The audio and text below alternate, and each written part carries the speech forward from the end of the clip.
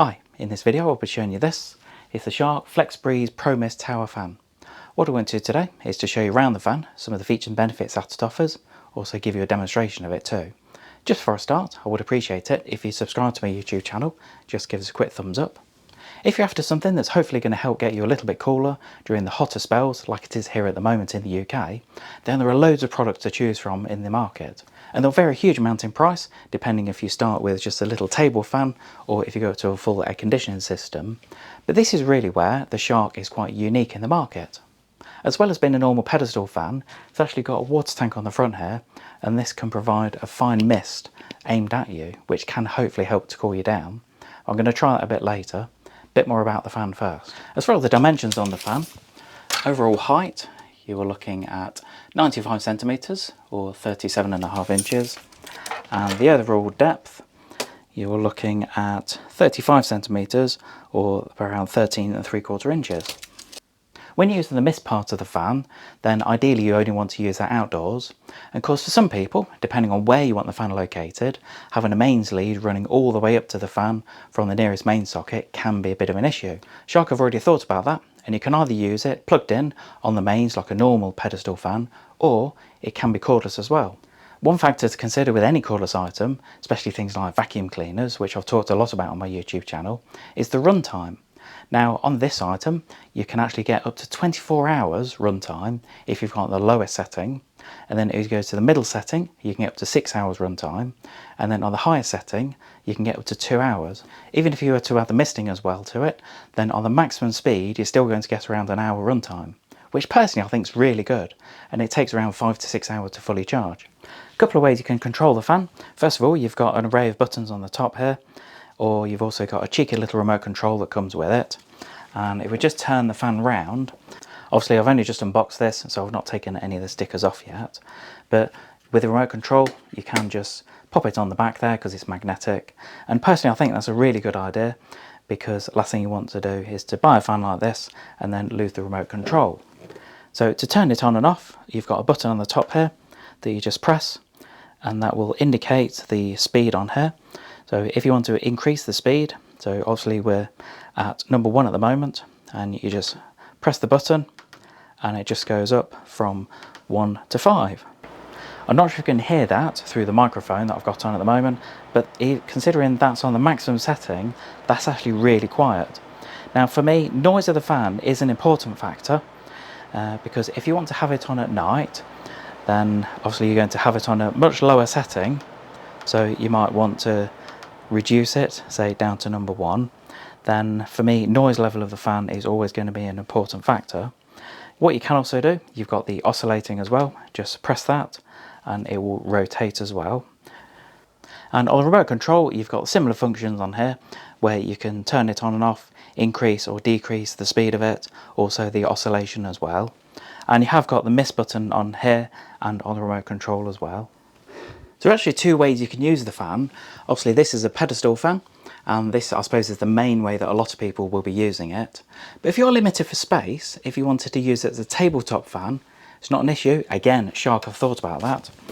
All you need to do is you've got a button in the side here, and press the button and that will pull out like that. Now obviously if you're going to use the misting side of it, then you have got the pipe attached to it, which is just attached to the tank. But if I just attach this on the desk here, then all you need to do, if you want to use it as a tabletop fan, just spread the legs out at the bottom, then pop it on there like that. Let's just make a bit of space. Then you've got the option to use it as a tabletop fan. I think that is brilliant. I think enough talking about the fan. At this time of recording, it's towards the end of the day and it's really hot outside. So I'm going to get the fan loaded into my car. I'm going to go home and I'm going to give it a good test to see how well it performs in my garden. So I've come home, got changed into something a bit more appropriate because it's still quite hot out here at the moment, and I'm really interested to see how well the misting side of the fan is going to do. So all I need to do now is go and fill the water container up. So just filling it up with cold water. Obviously it wants to be cold, it doesn't want to be too warm, but what you can do, you can add ice cubes to this as well. So if you wanted the water to be cooler, and apparently if you add ice cubes it can cool it down by up to 6 degrees centigrade, which with the mist coming out could make a huge difference, especially if it's really hot outside. So all we need to do is just pop that onto the base, make sure that's nice and secure, and then pop the hose back in and twist it, then we're ready to go. So first of all, get it switched on. So yeah, you can definitely feel the air coming from the front. And if we enable the misting as well, so as you can see, it does say on here outdoor misting. So misting functions for outdoor use only. Press the drips to switch between high pressure consistent, low pressure consistent, interval and off. So you can just hear it whirring a little bit. Hopefully you can see that. Let's just zoom in a little bit. I don't want the camera to get wet at all, but you can just see you've got the misting from both sides here.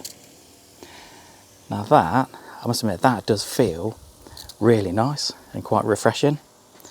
You can just see it as the slabs around it are getting slightly damp, and obviously that's why you need to just do it outside. So if we increase the speed,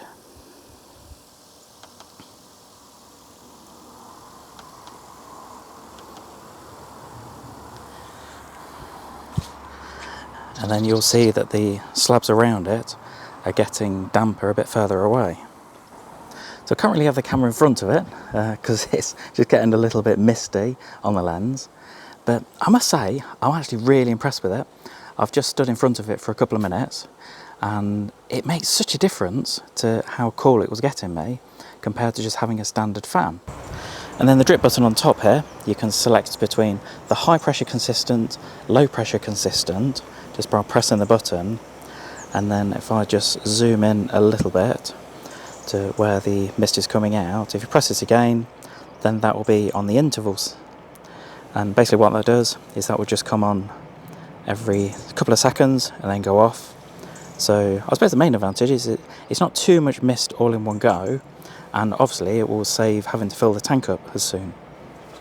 Now there are not many new products on the market that I suppose I tend to get excited about talking about, especially because I've been around for quite a few years, talked about a lot of products, but this is one that I did get excited about, and I must say I'm really impressed. If you're as impressed as I am with this, and you're thinking of purchasing one, I've provided a link below to show you where to get one at a competitive price. Hope you enjoyed this quick video on the Shark FlexBreeze Tower Fan. I would appreciate it if you subscribe to my YouTube channel. Just give us a quick thumbs up, click subscribe, leave any comments below. Do always ask for comments, whether it's good or bad about the video. Hopefully I've covered everything about it, but if I've not, if you've got any questions on it, then just pop it in the comments below. Also, if you have got one of these, there's quite a few models that Shark do in the range of the tower fans now. So if you've got one of these or one of the sister models, let me know what you think about it, because I'd always appreciate the honest feedback. Thanks for watching.